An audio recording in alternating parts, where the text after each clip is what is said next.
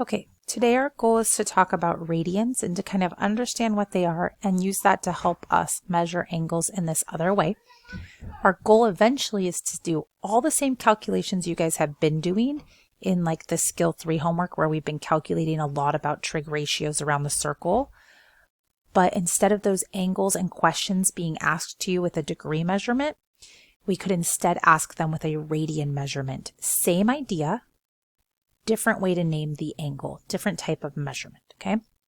So first of all, we want to understand what is a radian. So kind of like the word describes, you can see that radian looks a lot like radius. It really is asking how many radii.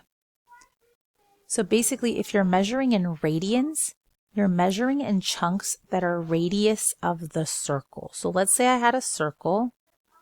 Forgive my drawing. Here's the center of my circle. This is a radius. To understand how big something is according to the radius, you basically want to think about, so here's my radian, or my radius.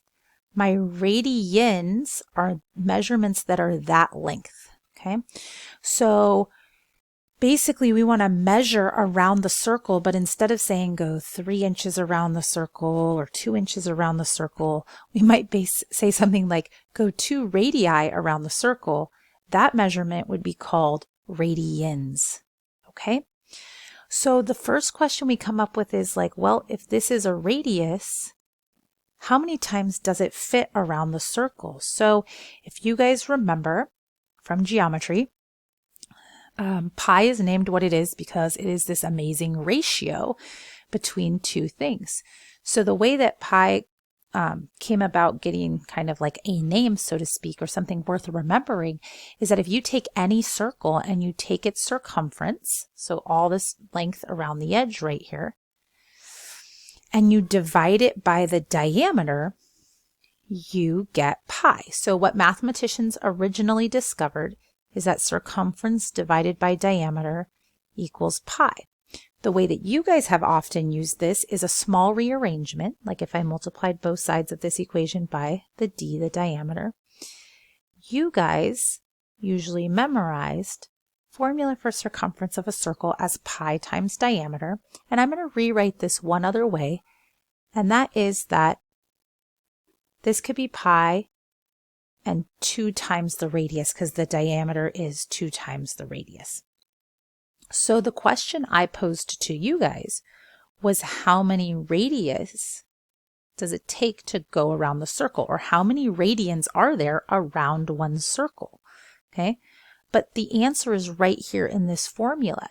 This formula is saying the circumference, the distance around the circle, is equal to pi times 2 times the radius. So when I say how many radians, remember that's like me asking how many radiuses do you need to get around the circle?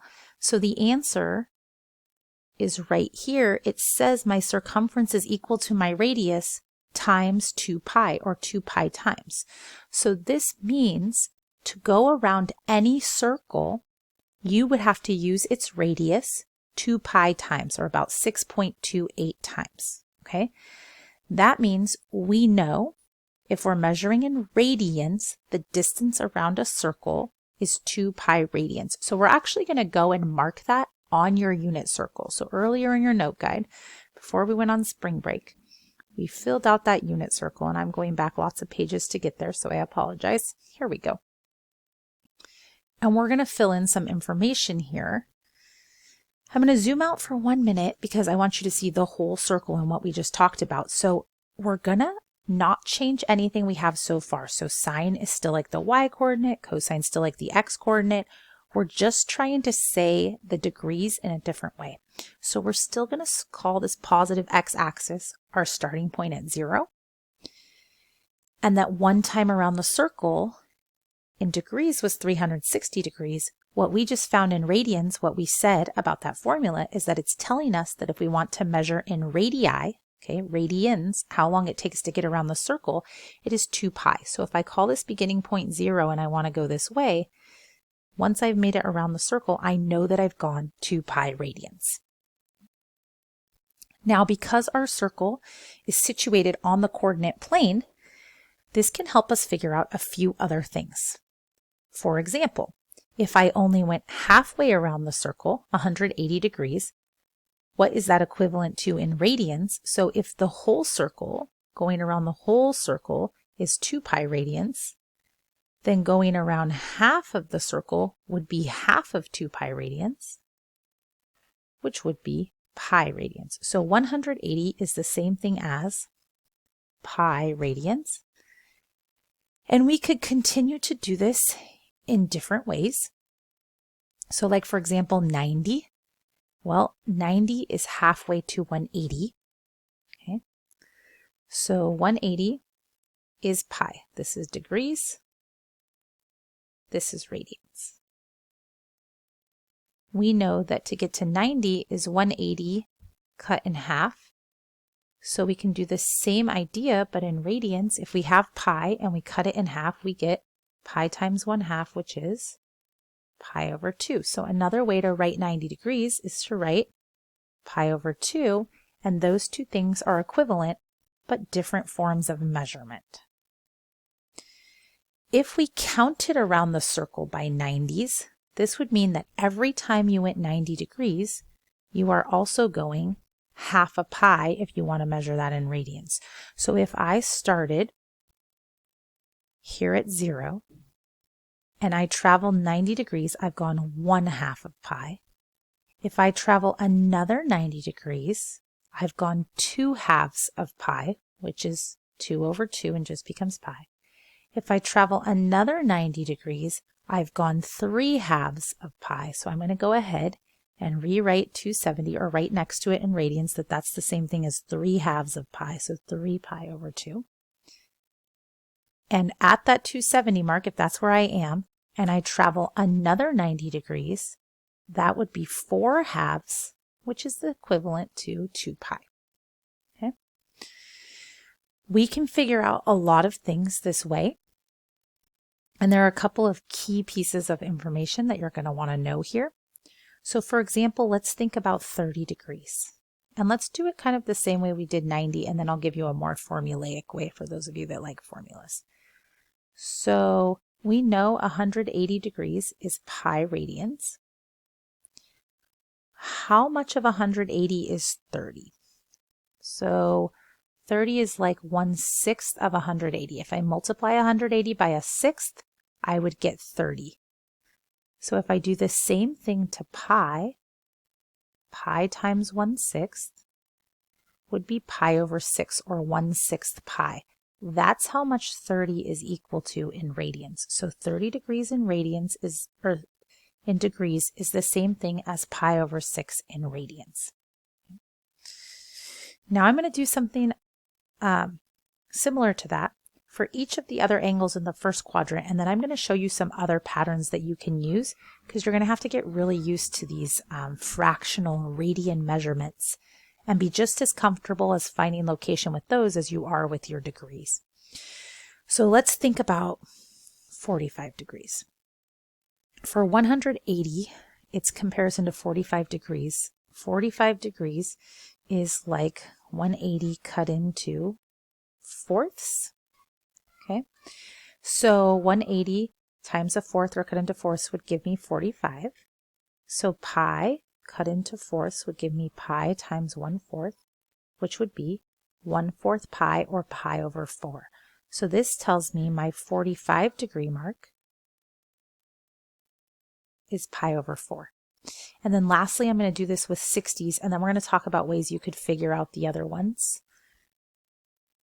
So for 60 to come from 180 degrees, that's 1/3 of 180. If we multiply pi times 1/3, we'd get pi over 3, or 1/3 pi. So that means 60 degrees is the same thing as pi over 3 radians. Okay. So now what I'm going to do, one thing I want you guys to do is to be able to count around the circle in radians. So I'm going to start by 30s. Remember how we counted by 30s? So we would go 30, So from 0 to 30 is 130. If we add another 30 onto that, we would land at 60, sorry. If we add another 30 onto that, we would land at 90. If we add another 30 onto that, 120, another 30 onto that, 150, another 30 onto that, 180, etc. And we'd land at all the 30s and 60s around the circle. So I'm going to go ahead and show you right now. Let's say instead of counting by 30s, I switch my unit of measurement and I'm going to count by pi over 6s. So here at 30, I've gone 1 pi over 6. When I go to 60, I've gone 2 pi over 6, and you might be thinking that's not what it says there, but remember 2 pi over 6 would be the same thing as pi over 3. Now I'm going to count another 30, so I've gone 2 pi over 6s. Actually, I'm just going to write around the edge in like gray. So this was 1 pi over 6. I go another 30, that's 2 pi over 6. I go another 30, that's 3 pi over 6. I go another 30, that's 4 pi over 6. 5 pi over 6. 6 pi over 6. So just look at how that looks for a minute. And notice that all the ones that landed on a 60 reduced to something smaller, pi over 3, 2 pi over 3. And the ones that landed at a 90, 3 pi over 6 reduces to pi over 2. But the ones that landed at our 30-degree angle kept those 6's in the denominator. So that's kind of a nice pattern. And then here 6 pi over 6 reduced to pi. So if you're given something you're unfamiliar with, but you see a 6 in the denominator, if you can remember that 30 degrees is pi over 6, then you'll be able to figure out where that is. And let's say I said, where is 7 pi over 6? Show you guys another way of remembering it. What I look at for there is I see it's a 6. I associate anything that says pi over 6 with 30 degrees, and the 30 degrees ones are only the ones highlighted in blue here. Those are the only ones with a reference angle of 30 degrees. They are 30 degrees from the x-axis. So first of all, I would know that 7 pi over 6 lands somewhere at one of those positions. Then what I would do is I would use something I would either count, like I was just doing, or I would use reference, like pi is 1. If I think of 1 in terms of 6, I can think of pi as 6 pi over 6.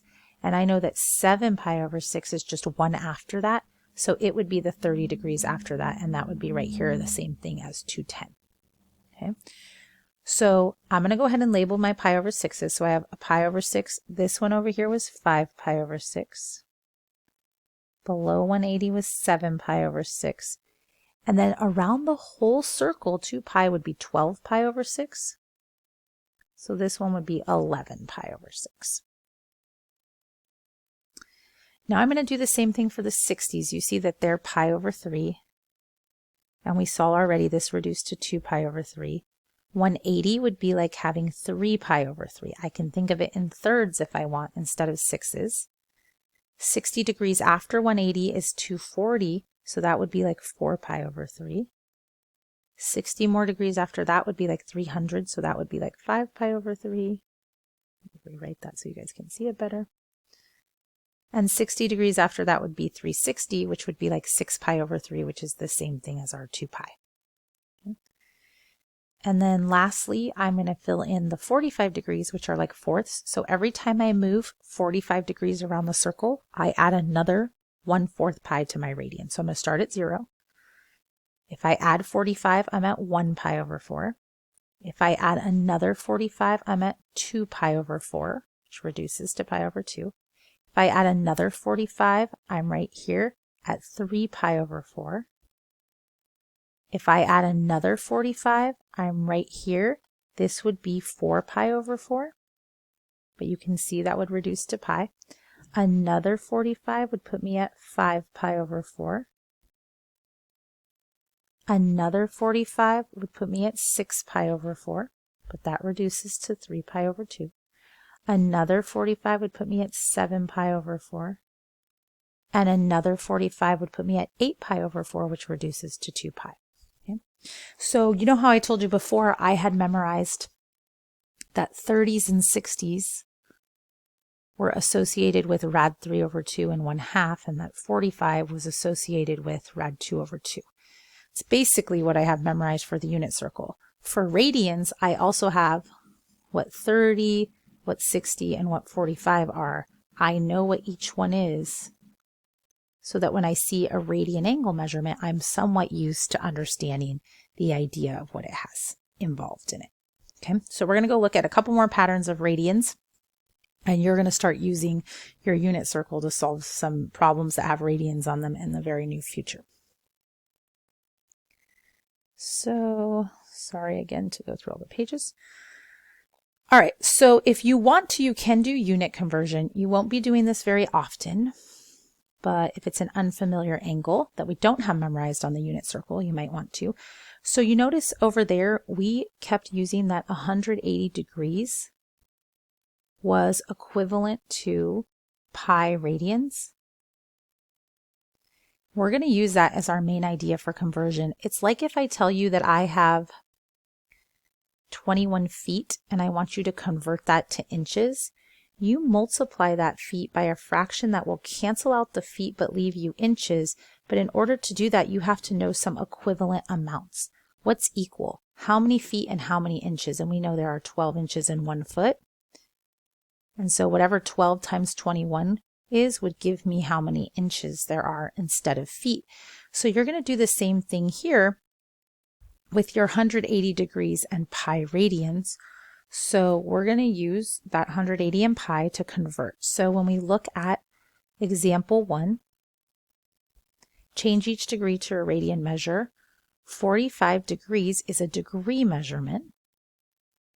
If you want to cancel out degrees and be left with radians, then we want to multiply by something that we know is equivalent, and we know there are pi radians in 180 degrees. So we will cancel out degrees, and we will be left with 45 pi over 180 radians, and 45 goes into 180 4 times, and so we know that 45 degrees is the same thing as pi over 4 radians. And we just saw that through like patterns on the other side. If we had something like negative 225, we can multiply that, that's degrees, by pi over 180. That's degrees, this is radians. So you'll see we're canceling out the degree measurement and being left with radians. And we would get negative 225 pi over 180. And it turns out that 45 goes into both of these. It goes into 180 4 times like we saw, and it goes into 225 5 times.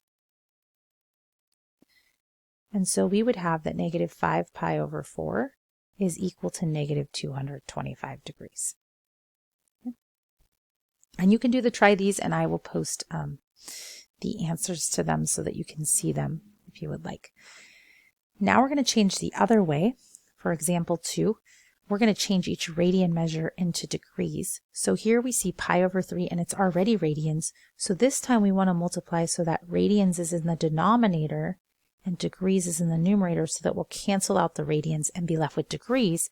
So this time we want to write this ratio in the other direction. We want 180 degrees in the numerator for pi in the denominator. And then we can see here that there's a pi in both the numerator and denominator, and 3 goes into 180 60 times. So we are left with 60 degrees. And we'll do the try this, actually part B in this one, so that you can see something. On the unit circle, all of our radian measurements had pi in them, but they don't have to.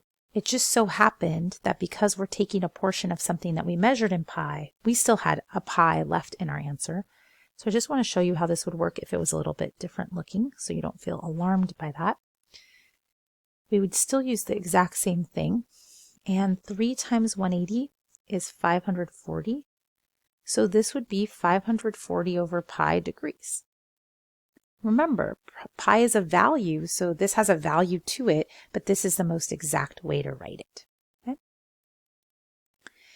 Now, when we're dealing with radians, and we talk about positive and negative coterminal angles, remember with degrees, if I said, here's an angle, find a positive and negative coterminal angle, For coterminal angles, we generally added 360 degrees or subtracted 360 degrees till we got other values that were positive or negative that would land in that same position. We want to do the exact same thing here. The difference is that we're not measuring in degrees, we're measuring in radians. So notice this was if I was given a degree. This is 1 circle more in degrees, and this is 1 circle less in degrees. Now let's think about this whole thing in radians. If we have a radian measurement and we want to go 1 circle more and 1 circle less, in radians, we wouldn't be using the value of 360 because that's a degree version of how to get all the way around the circle. If we're thinking radians, we would want to add the amount of radians to get all the way around the circle, which would be 2 pi. And if we want to go in the opposite direction or go less, we would want to subtract an entire lap of the circle, which again in radians is 2 pi. So what I'm going to do is I'm going to take these values here and I'm going to add 2 pi because I know that that will give me a new location that's exactly 1 lap around the circle, so it will land in the same place as this one. In order to add them together, I'm going to make that common denominator. And so I would get 19 pi over 4. This is a positive value, therefore this is a positive coterminal angle. So that's part of my answer. Now I'm going to take 11 pi over 4 and I'm going to subtract 2 pi. Again, I'm going to make that common denominator. And 11 pi minus 8 pi would be 3 pi over 4. This answer is again positive, so 3 pi over 4 is another positive coterminal angle, but I have not yet found a negative coterminal angle, so I'm going to take 3 pi over 4 because I know it lands in the same position as 11 pi over 4, but is a smaller positive value. And again, I'm going to subtract 2 pi because I'm trying to find a negative value. So I'm going to make that common denominator. And 3 pi minus 8 pi would be negative 5 pi over 4. This is a negative angle. So there's 1 positive and 1 negative angle that's coterminal with 11 pi over 4. I'm now going to do the same thing with 3 pi over 4. So first I'm going to add 2 pi. Again, I'm going to use a common denominator. Look at that. 11 pi over 4, which I guess I should have known, is coterminal with 3 pi over 4. And now I'm going to look for that negative angle by subtracting. And we'll see if I have to subtract more than once. And if you guys really knew a lot about your angles, if you know 3 pi over 4 was coterminal with these, you should already know we could list those same answers, or we should get those same answers, which here we do. Okay, so there's my 1 positive and 1 negative angle that are coterminal with each of those.